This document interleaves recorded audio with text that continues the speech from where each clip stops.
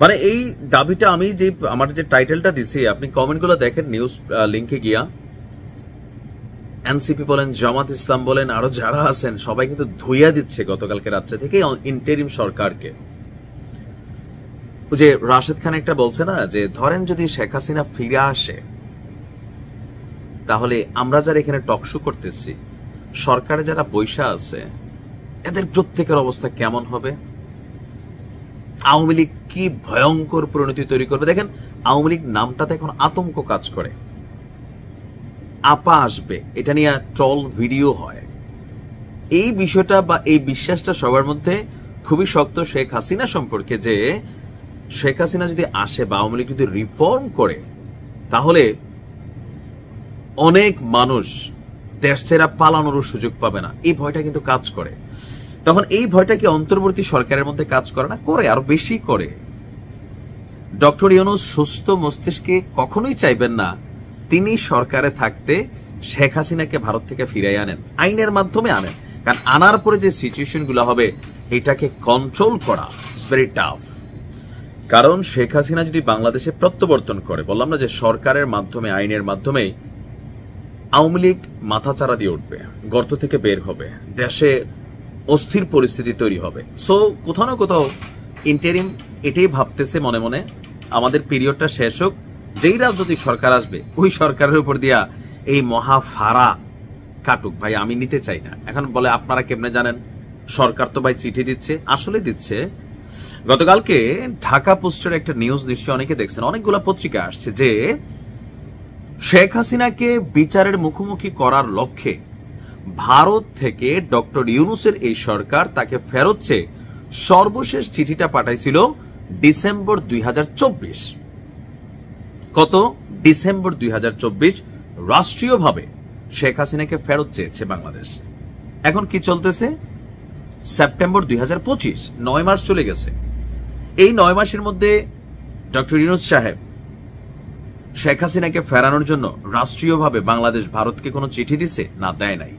এই তথ্য আসলো যে 2024 ডিসেম্বরের পর এই ইন্টারিম দিল্লিকে আর কোনো চিঠি দেয়নি। তবে বিভিন্ন সময়ে দিল্লির প্রতিনিধিদের কাছে শেখ হাসিনাকে ফেরতের প্রসঙ্গ তুলেছে।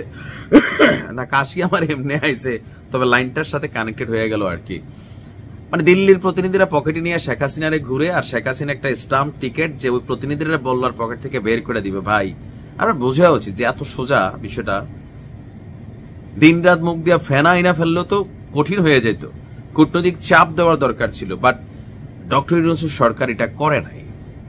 গতকালকে পররাষ্ট্র মন্ত্রণালয়ে সাংবাদিকদের এক প্রশ্নের জবাবে সরকারের এই গোপন তথ্যই আমি মনে করবো যেটা গোপন তথ্য, কারণ ডক্টর ইউনূসের সরকারের উপর মানুষ অনেকটা ক্ষিপ্ত, বিভিন্নভাবে একটা ন্যারেটিভও তৈরির চেষ্টা চলছে। তো সেই জায়গাতে এটা আরো হালে পানি দিবে। তৌহিদ হোসেন বলছেন চিঠি এক দফাই দেওয়া হয়েছে, এরপর আমরা এ নিয়ে কোনো চিঠি দেই নাই। আমি এটুকুই বললাম। চিঠির উত্তর নেওয়ার প্রশ্নে তিনি বলেন আমরা বিভিন্ন সময় কথায় বলেছি, কিন্তু চিঠিপত্র দিয়ে আর কোনো আদান প্রদান করি নাই। তো আর কোনো চিঠি দিবেন কিনা? তো উপদেষ্টা বলছেন যদি দেই আপনারা জানবেন। আপনার মনে হয় আর দিবে?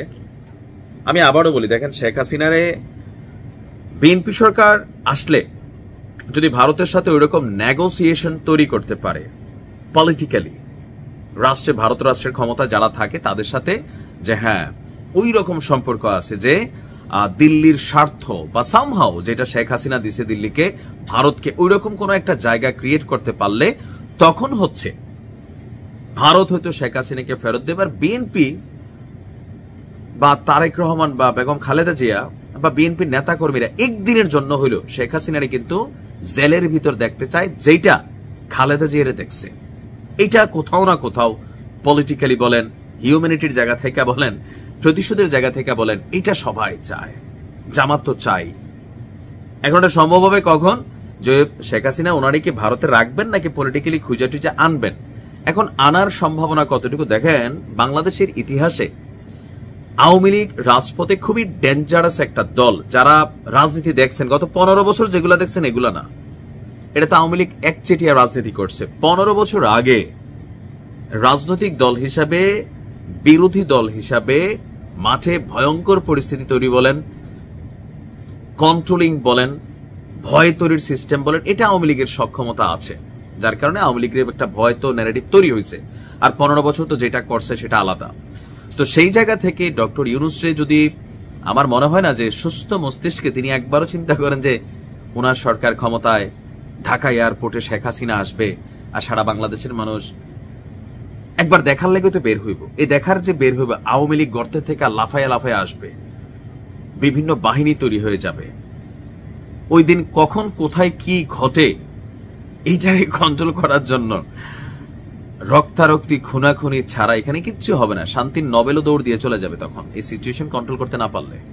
So it's a very tough hard decision. এটা সরকার এই জন্যই করতেছে না। তবে এটা এতদিন গোপন ছিল, সাংবাদিকরা গুতিয়ে বের করছে।